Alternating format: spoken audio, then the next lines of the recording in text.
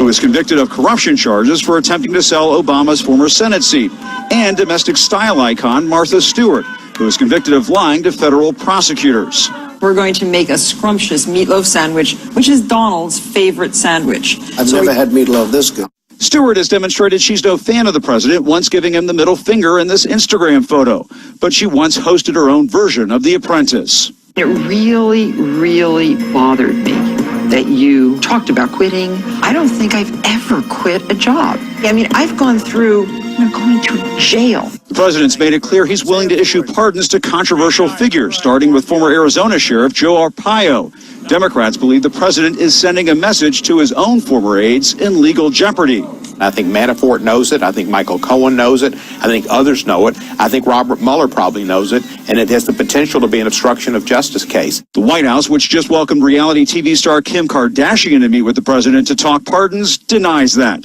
Each of the president's actions on pardons or on other things should be judged on the merits, looking at the facts and the circumstances surrounding that case. The president is still refusing to deal with some of the realities of the Russia probe, tweeting, "Not that it matters, but I never fired James Comey because of Russia. The corrupt mainstream media loves to keep pushing that narrative, but they know it's not true." But that's not what the president said to NBC last year. And in fact, when I decided to just do it, I said to myself, I said, you know, this Russia thing with Trump and Russia is a made-up story. It's an excuse by the Democrats for having lost an election that they should have won. Now, the president is setting up this debate over his pardons just as he's announcing new tariffs against Mexico, Canada, and the European Union.